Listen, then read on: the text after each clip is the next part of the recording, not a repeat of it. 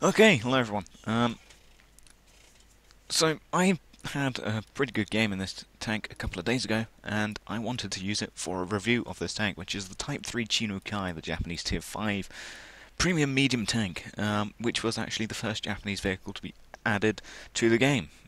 Being a premium, of course, so you could start training yourself some Japanese medium tank crews for when the Japanese finally arrived in the game. So, yeah, I got this tank ages after that. I didn't get it at first. But yeah, I then just looked at the tech tree and I think it was on sale, so I got it for 750 gold. Normally it would be that much, I think. Let me check. Type 3 Chinukai. Yep, 1500 gold, but 750 for when it's on sale. Um, and it's a tier 5 medium tank. Now, unlike other premium medium tanks, that are already in the game, such as the Matilda Black Prince, the Matilda 4, the T25, which was in here. All these tanks have 610 health. Let's have a look at the other premium tanks that we've got here that are of mediums. British, we've got the Black Prince, which is 610 health. America doesn't have a tier 5 premium, really. Matilda 4, that's 610. And the Germans T25, that's also again 610 health, because these are all medium tanks of tier 5 that are premium. However, the Japanese tier 5 medium, for some reason they decided not to give it the bolstered health pool, so instead it has normal medium tank health, which is 480 hit points. That's better than a Sherman. I think it's better than T34. I think it doesn't tell you how many hit points it has with the upgraded. Panzer 4 has, I think, got the same health as this, but I think it's fairly standard medium tank health, perhaps a bit higher than normal medium tank health, with the 480 health.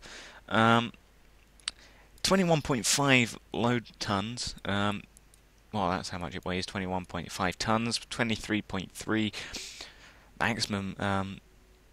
maximum load limit, but it only has a 240 horsepower engine, and it has a pretty bad power to weight ratio, 11.16 Pacific horsepower per ton, which is not very good at all. That is actually pretty poor for the horsepower per ton ratio, and you will find that it struggles to, go up hills. The acceleration could be better. It does have a 38.8 kilometer an hour top speed limit, which not going to look at the Matildas because we know they're slow, but the Sherman has a 48 kilometer an hour speed limit. So yeah, this thing is pretty sluggish, accelerating, and also pretty slow overall. I mean, there are tank destroyers which travel faster than this.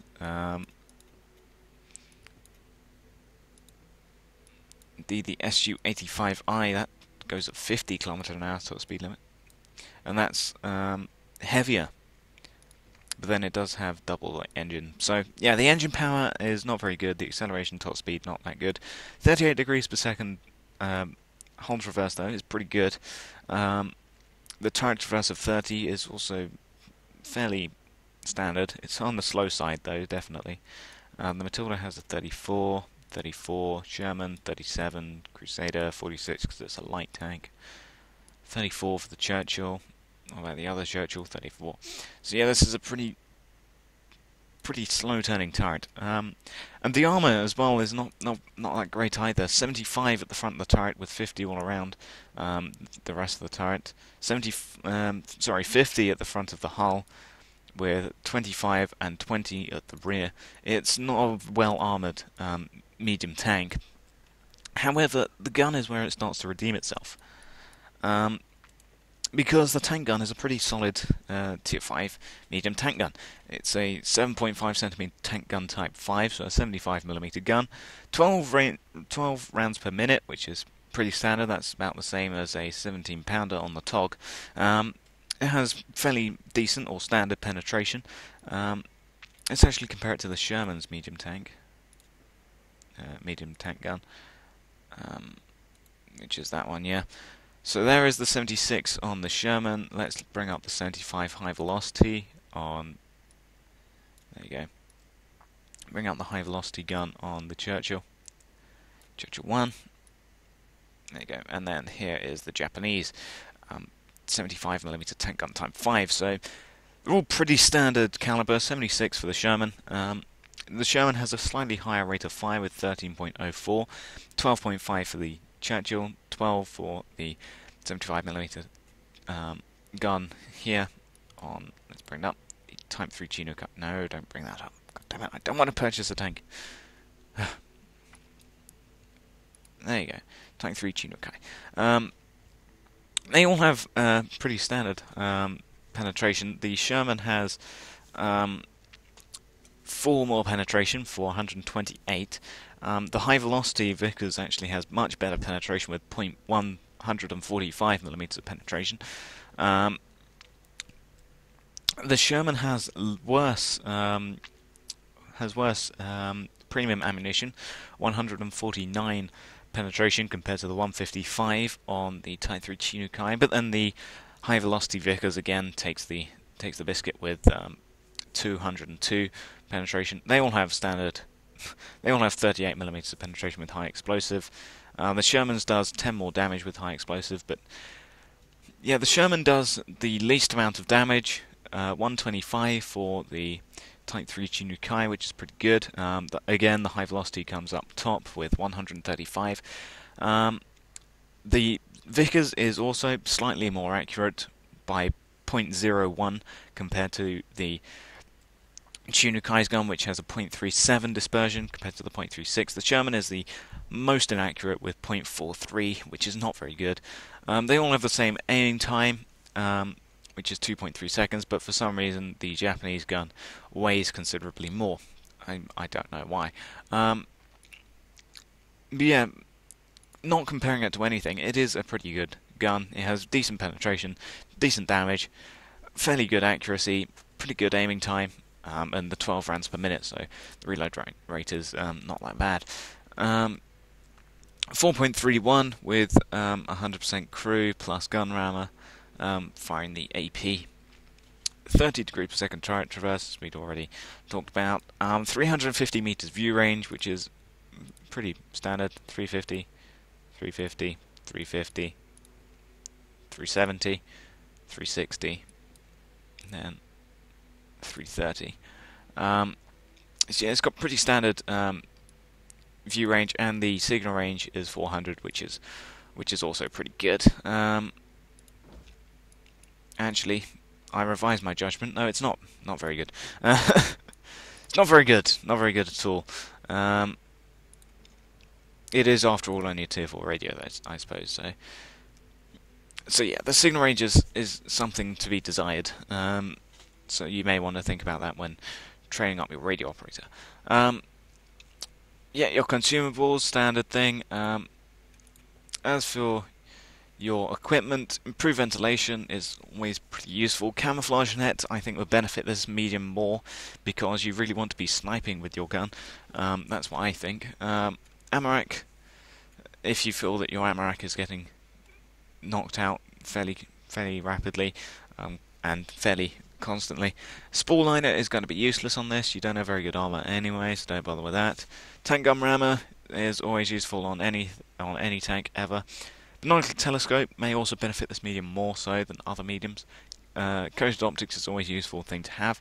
Gun lane drive, it has pretty good aiming time with 2.3 seconds, but yeah, sure.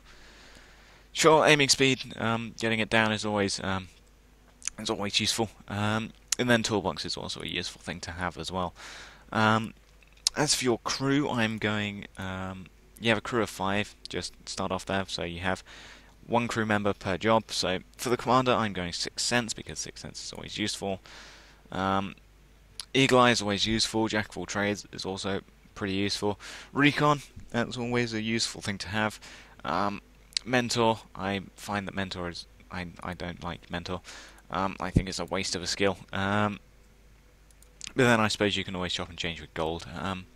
So for Gunner, Deadeye is always useful. Armourer, if your gun keeps getting damaged or knocked out, and go with that. Snapshot, your turret rotation isn't that quick, so if you are going to be circling, then you'll also be turning the hull of the tank, so snapshot may prove useless on this tank. Designated target is always a useful thing to have, or common skills as well are also a useful thing to have. Driver, off-road driving is a very nice and useful thing to have. Clutch braking as well, always pretty useful. Smooth ride, yeah, you could do it with this tank. Smooth ride could be a viable option.